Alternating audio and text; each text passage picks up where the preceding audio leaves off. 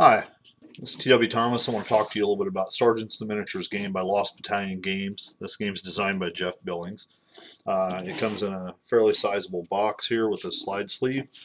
Uh, Inside the box are a tremendous amount of components, and I'll show you a few of those, or actually I guess all of them.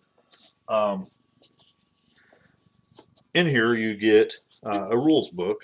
The rules book is fairly short. They designed this to be, I think, a fairly simplistic game, at least at the beginning. The thing I really like about Lost Battalion is that this rule book has been republished several times. I know some people are put off by that, but I kind of like it because Lost Battalion is, number one, they're not afraid to admit a mistake or a mistype or whatever. They're also not afraid to make clarifications. A lot of game companies are too, I don't know, I guess too proud to do that.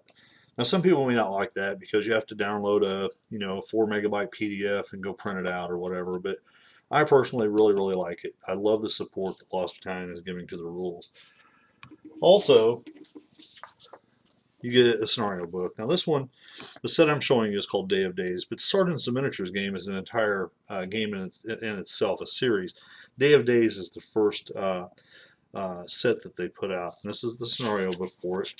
Several scenarios included that explain map setup and all of that. I'll get back to this later in one of the later videos when we start setting up the game and talking about scenarios. You get a bunch of map tiles within the game. You'll see there's a couple of different sizes. This one, if you can see very well, is a pasture. This is called a landmark. It's basically the size of 4 other tiles. You get a couple of these in the set. They're double-sided, so that you can use them for different scenarios and stuff. And as you can see, the graphics are beautiful. You have a farmhouse here with a road and a little pasture off to the side. The other tiles are very similar. Again, they're double-sided. Sorry for the reflection. They're double-sided and incredibly durable. You'll see. I don't know if you can see very well or not, but these things are made out of a kind of a thin MDF board, but very durable. Here you'll see that each one is marked with a number. That's for scenario setup. And then the other thing is that they have modifiers on here for look and hide and shoot and move. Those are basically the 4 major actions you can take in a turn. This particular tile modifies those things because it has shrubbery and that type of thing on it. Over here, it may be a little different because it has a road and it has some shrubbery also, so the stats are a little different on these. But again, very durable, great, beautiful graphics. Aren't going to wear out anytime soon. Now, the game is called Sergeants, and that's because it's a military game, and sergeants are leaders. That's the this game is based at kind of a team or squad level primarily. I think it eventually will get up to about platoon, but the game concentrates on leadership and the ability for leaders to get their soldiers to do what they will. Now, this game right here, or this card here, is a character card. I pointed out simply because Sergeant Harrison, who you see here on this card, if I buy the game and you buy the game and 20 other people buy the game, this card will be exactly the same in each one of the sets with the same statistics and all this stuff. Now, the figure you get might be slightly different for Sergeant Harrison, but the cards are going to be the same. So you get the card. It denotes the character here, Harrison, and it has a little serial number on it to identify him. You have a victory point total, and then again you have statistics for look and hide, shoot, and move on the card. Along with that, you get 7 cards. These are action cards, and again I'll get back to those when we explain the rules a little later. And then lastly, I showed you a moment ago, you get Sergeant Harrison on his individualized dog tag made out of the same MDF material, and a nice pre-painted miniature to represent Sergeant Harrison. Now, soldiers that aren't characters. For example, I have Private Fromm here. Private Fromm, again, has a character card. He has 7 action cards, along with a soldier, or a 20mm pre-painted miniature on a dog tag. The difference with this is that, as I told you before, Harrison is going to be the same in your set as he is in my set. However, Private Firm won't be. You may get a Private Johnson or a Private Thomas or whatever. Lost Battalion and Jeff have come up with a unique system of encoding these cards, kind of like a DNA system, where their algorithms will generate the card and the statistics on the card differently each time, but within the rules and boundaries of the game. So you may very well get a card that has the same stats on it, but maybe a different soldier.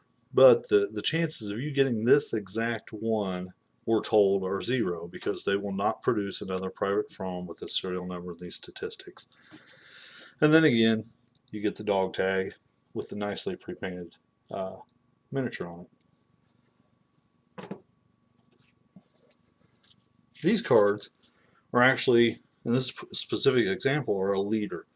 Now, these are different than characters in the regards that they're kind of like Private From. They're generated characters, but what you'll find is 3 different character cards in here.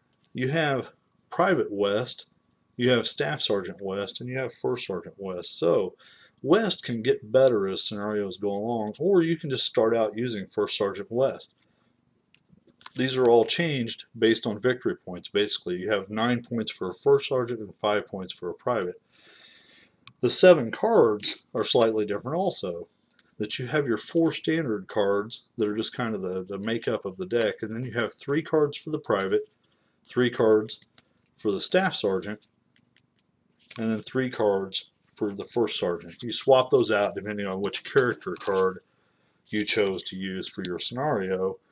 And then also, he comes with a dog tag. The rank is not denoted on here, it's just the name and again a matching serial number, so you can tell that this is either Private, Staff Sergeant, or First Sergeant West.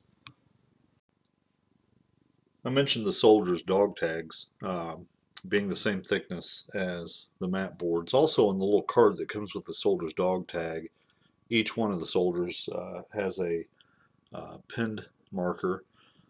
The backside, I use those for wounds, and they have grenades. On the back of the grenade are spotted tokens. And then to use to move your soldiers in the game, they've also included these nice little plastic flexible rulers. They may be difficult to see, but they're incremented in inches of 1 to 10. And then on this end here, this section doubles as a grenade blast template.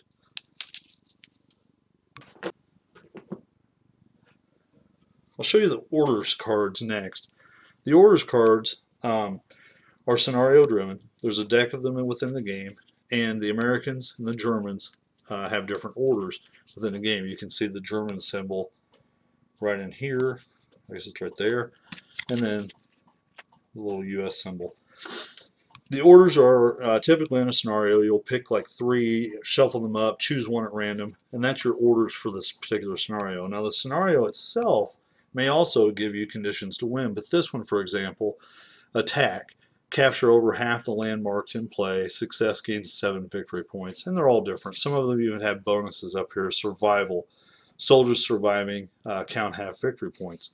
So those are the orders cards. There's a bunch of them in each one of the sets that you'll get, and they essentially change every time you play the game to give you a little more variety. Probably the meat and potatoes of Sergeant's Miniatures game is the story deck.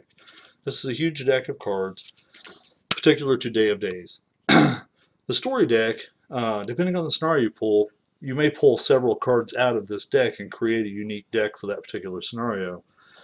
But they have listed on them the actions that can be taken. Now, and again, we'll get into this in the rules, but basically in this thing, if this card was pulled, soldiers that were on a look action would go first, and then a shoot action would go next. Whereas here, you would shoot and then hide. The other thing are the storylines down below here. The storylines essentially create a storyboard that causes unique things to happen within the game. And let me show you how those work. Down here you have 2 cards that may have been pulled out. If this one were pulled first, landmark, ordnance, orders, landmark, those don't line up, so none of this would happen because they don't line up. However, if the cards were pulled in this way, you'll see landmark and landmark line up. So therefore, because it's a storyline, this landmark action would take place at the beginning of the turn. Landmark, let's see, pasture L1B. A pair of sheepdogs start barking at your soldiers, so they all become spotted. This dastardly dog has given away your position. So that's the way it works. Again, if they don't line up, it doesn't happen. If they do line up, it does happen. And 3 of these cards are chosen each turn in a scenario.